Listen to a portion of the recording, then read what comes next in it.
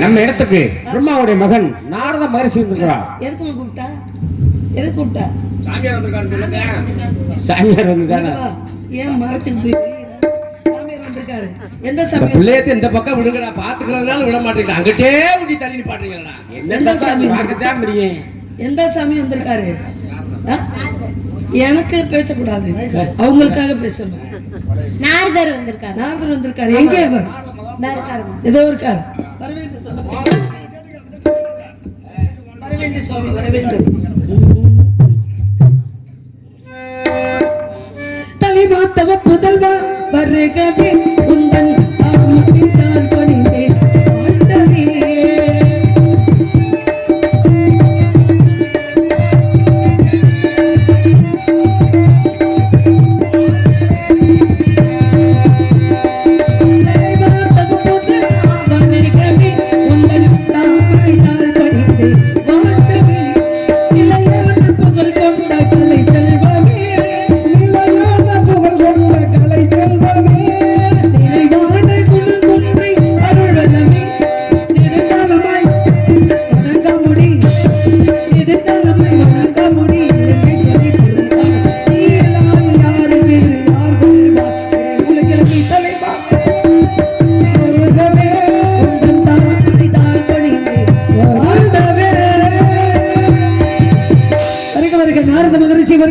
நாடு மற்றும் நல்லவரை வருக.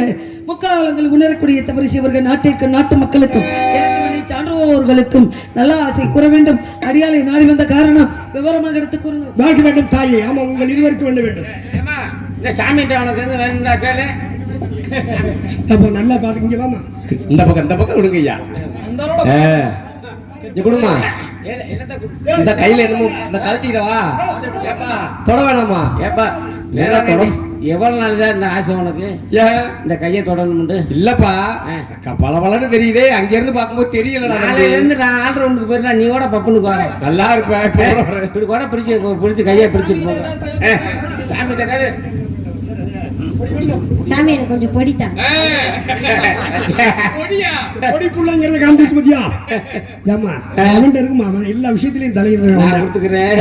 உங்ககிட்ட பொடி இல்ல, ஆசை மட்டும். நல்ல பேரோட புகழோட நல்லா தொழில் பண்ணி நல்லா பொழைக்கிறதுக்கான நல்லா வந்துட்ட ஒழுங்கா தொழில் பண்ணினா நல்லா இருக்கலாம். ஒரு நாடத்துக்கு 5000 ரூபாய் சம்பளம் வாங்கலாம். அந்த புள்ள சொல்றதை கேட்டுக்க. சாமி எனக்கு மட்டும் வர கேட்க மாட்டேன். சரி. ஆமா, பாலமுருகன், நம்ம சரவணகுமார், மூர்த்தி அண்ணன், சகோதரி இருக்காங்கல்ல, அவங்களுக்கெல்லாம் சேர்த்து எனக்கும் சேர்த்து ஒரு நல்ல ஒரு ஆசையை மட்டும் வழங்க. உங்களுக்கு நன்றி. நல்ல பொருளாதாரத்தோட நல்ல வருமானத்தோட கோடான கோடி வருஷம் நல்ல கோடீஸ்வரனா வரணும்ப்பா. போயிட்டு வாங்க. நீ மட்டும் இப்படியே தெரியணும். வாழ்க்கை தாயை பண்பாடு பரவற்றவங்களை எல்லாம் பன்னாரை ஆசை வழங்க வேண்டும் என்கிற ஆமாவரை வந்திருக்கக்கூடிய நாள் ஒப்புணர்வு மும்மரது உண்மை பேசி உப்பில்லாத கூலிச்சாறு உண்மையை அமிர்தமாகும் பழமடு பாரண்ணம் உங்க கடுத்திடுவாராயின் கப்பிய பசியோடும் கடும் பசியாகும் தாரை என்ற கவலைக்கிறது.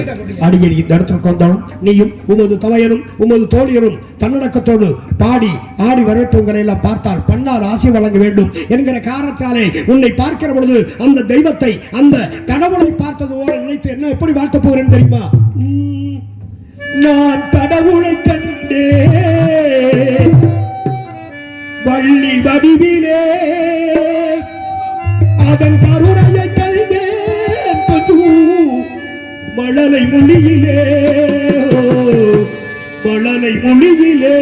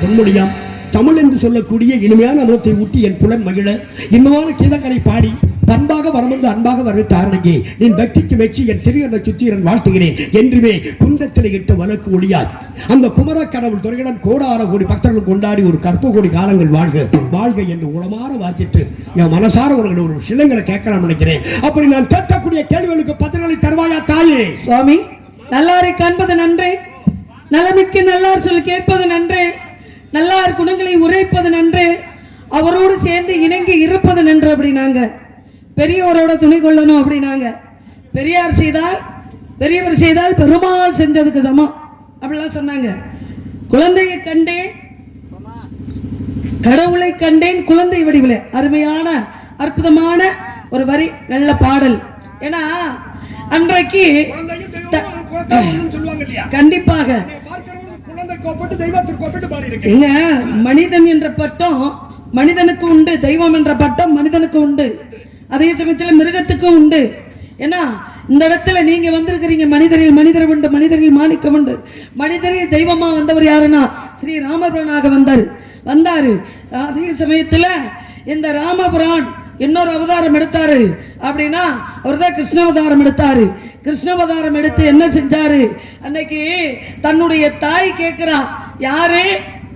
தன்னுடைய தாயாகப்பட்டவா, மகனே, நான் பெற்ற மகனே, நீ உங்களை 100 பேத்தை நான் பெத்தண்டா, ஆனா எல்லோரும் இறந்து விட்டார்கள். துரியோதரை அம்மா கேட்கிறா, காந்தாரி ஆகப்பட்டவ கேட்கிறா, நீ இரவு 12 மணிக்கு என்னுடைய அந்த புறத்துக்கு நீ வரணுடா மகனே, ஆனா வர்ற சும்மா வராத, ஆடை ஆபரணம் எல்லாம் அவுத்து வச்சுட்டு பிறந்த மேனிக்கு வரணும்டா அப்படின்னு சொன்னான். அப்பதான் பிறந்த மேனிக்கு அவன் போய்கிட்டு இருக்கான் துரியோதனே. அப்பதான் கடவுள்னு சொன்னீங்க பார்த்தீங்களா, அந்த கண்ண பிரம்மா வஞ்சனம் வச்சு என்ன செஞ்சாரு அப்படின்னா, துரியோதனன் தங்கச்சி துர்ச்சலையின் வடிவிலே அங்கே சென்றார். துர்ச்சலையின் வடிவிலை செல்லும் பொழுது அப்ப என்ன ஆகுது? இவன் போய் உலகத்துல எல்லாருமே மாப்பிள்ளை பாக்குறாங்க, பொண்ணு மாப்பிள்ளை பாக்குறாங்க, மாப்பிள்ளை பொண்ணு பாக்குறாங்க. ஐய இந்த மாப்பிள்ளைய எனக்கு வேண்டான்றாங்க, இந்த பொண்ணா எனக்கு வேண்டான்றாங்க. ஆனா காந்தாரி ஆகப்பட்டவ மாப்பிள்ளை திருதராஷ்டிரர் மாப்பிள்ளை பார்த்த உடனே தோழிமார்கள்லாம் என்ன போய் சொல்றாங்க அப்படின்னா, உனக்கு பார்த்த மாப்பிள்ளை அழகானவனா, அந்தஸ்தானவனா, அப்பேற்பட்டவனா இப்பேற்பட்டவனான்றதை விட ஒரு கண்ணு தெரியாத குருடரை உனக்கு பார்த்துருக்காங்க மாப்பிள்ளையா அப்படின்னு சொன்னவன எந்த பெண்ணை ஏத்துக்கிறவா? உலகத்துல எந்த பெண்ணை ஏத்துக்க மாட்டா. ஆனா காந்தாரியாகப்பட்டவ என் தாயார், என் தகப்பனார், என் கூட பிறந்த சகுனி பிறந்தவே இத்தனை பேரும் பார்க்குறாங்க அப்படின்னா என் வாழ்க்கை நல்லா இருக்கணுன்றதுக்காகத்தான் குருடரை பார்த்துருக்காங்க. அப்பேற்பட்ட மாப்பிள்ளை, அந்த மாப்பிள்ளையை நான் திருமணம் செய்ய கொடுத்து வைக்கணும், அவர் பார்க்காத இந்த உலகத்தை நானும் பார்க்க மாட்டேன் அப்படின்னு அன்னைக்கு துணி எடுத்து புருஷனை கருப்பா சிகப்பா அப்படின்னு கூட தெரியாது, துணி எடுத்து கண்ணை கட்டிக்கிட்டான். அப்ப கண்ணை கட்டிக்கிட்டு இந்த கற்பின் தன்மையை அவ அப்படியே வச்சிருக்கா. 100 பிள்ளை பெத்தெடுத்த என்ன நிறம்னு கூட தெரியாது, புருஷன் என்ன நிறம்னு கூட தெரியாது. அப்பதான் எல்லாரும் இறந்தவனே துரியோதன சொன்னா, இவ போய் கற்பின் தன்மையெல்லாம் அந்த கண்ணுல வச்சிருக்கிறா, அந்த கட்டை விழுத்து மகனை பார்த்தா உடம்பெல்லாம் இரும்பாகி விடும், நம்ம ஒத்த பிள்ளையாவது காப்பாத்தி விடலாம் அப்படின்னு சொல்லி தாயாகப்பட்டவ என்ன பண்ணா, மகனை வர சொன்னா. இவ போய் துரியோதனன் போய் தாயின் பார்வை பட்டுச்சுன்னா உடல்ல அங்கே பாண்டவர்கள் தோத்துருவாங்க, துரியோதனன் ஜெயிச்சிருவான் அப்படின்ற ஒரே காரணத்துக்காக கண்ணனாகப்பட்டவங்க பாட்டு என்ன செஞ்சாரு? பயங்கரமானவர். எல்லாரும் நல்லவர் தான் சொல்லுவாங்க, ஐயா நல்லவருக்கு நல்லவர். அதே சமயத்துல ஒருத்தனாவது பொழைச்சிட்டு போகட்டும் அப்படின்ற இறக்கவன இருக்கணும் இல்லையா மனுஷனுக்கு. அவர் என்ன பண்ணாரு? போனா இரும்பாகிரும் அப்படின்றதுக்காக இவனை இரும்பாக விடக்கூடாது அப்படின்னு துரியோதனன் தங்கச்சி துர்ச்சலையின் வடிவில் போனா.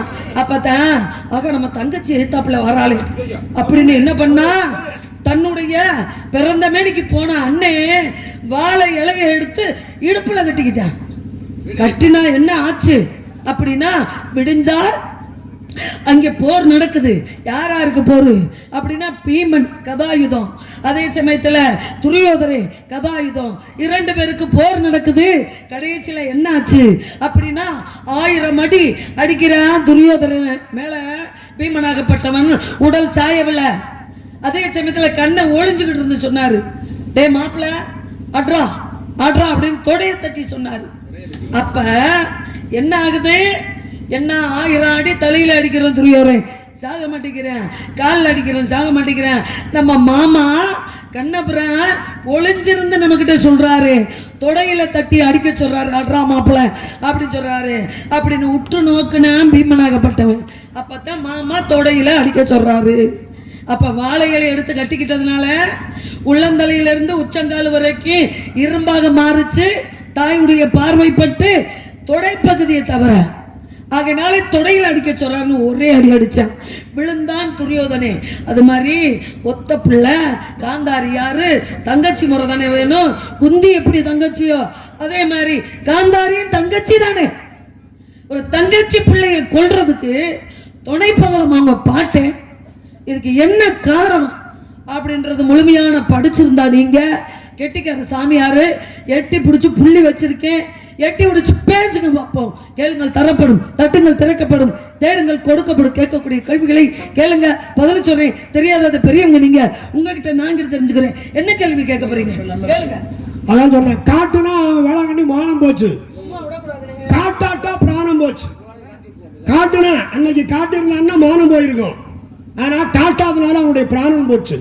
ஒரே ஒரு வரியில சுருக்கமா சொல்லி விளங்க வச்சவன் யாரு? துரியோதனன். ஆக அவன் பாரத போர்ல கிருஷ்ணனால போறது இருக்கிற அர்ஜுனுடைய அம்பு பட்டு சாக போறேன். அது மட்டும் இல்ல, அர்ஜுனோட சாக கூடாது. நீ சொன்னது மாதிரி பீமன் தொடையில அடிக்க போறான்னு தெரியும். ஏன் தொடையில அடிக்கிறாங்கிற காரணம் இருக்கு. அப்ப அடிபட்டு சாக போறாங்கிற தெரிஞ்சுக்கிட்ட அவங்க அம்மா காந்தாரி என்ன பண்றா? துரியோதனனை கோட்டு நீ நிர்வாணமா நிக்க சொல்லி, ஆக அவனை பார்த்துட்டான்னா இவ கண்ணை கட்டியிருக்கவ எல்லாருடைய பார்வைப்பட்டாலும் வருமா? ஏன் காந்தாருடைய பார்வையில அவரு ஆக்ரோஷம் இருக்கிறது, அந்த சக்தி இருக்கிறது. இவ கண்ணை திறந்தவொன்னு மகனை உற்று நோக்கினான்னா தலையிலிருந்து பாதம் வர அப்படியே இரும்பு கவசமா சுத்திக்கிறோம். நான் சொன்னேன் ஏன் பண்ணுச்சு அப்படி சுத்திக்கிறோம். பார்க்க சொன்ன இவ என்ன பண்ண?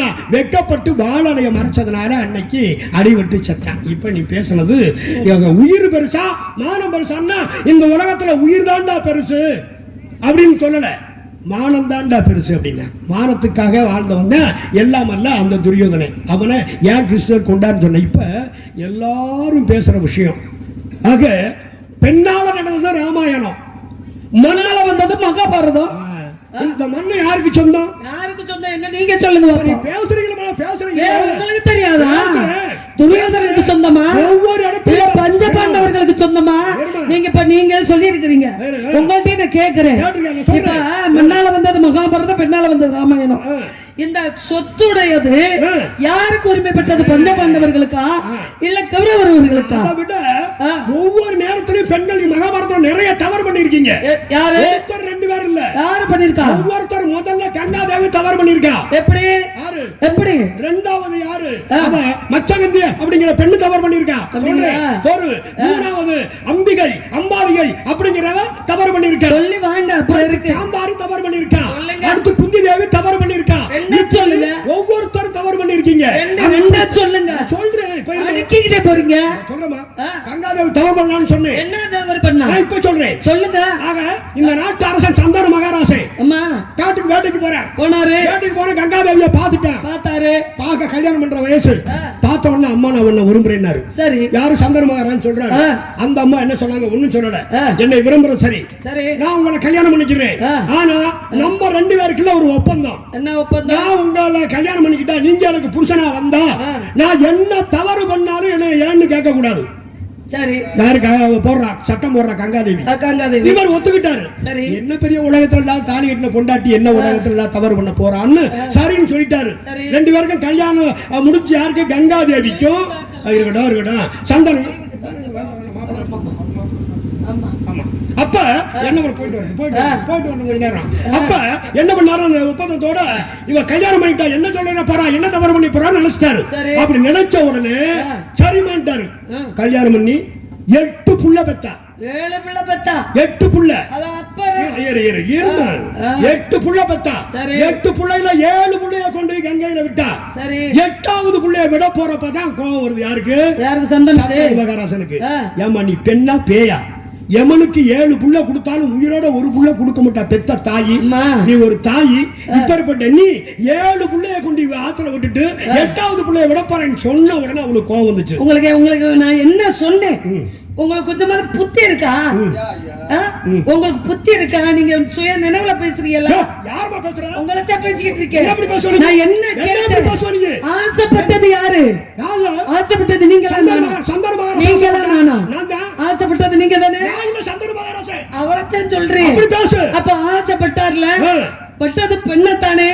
அப்ப பெண்ணு என்ன நிபந்தனை வச்சா, நான் எந்த தவறு பண்ணாலும் இங்க கேட்க கூடாதுன்னா, அப்புறம் புத்தி இல்லாமைய கேட்டீங்க.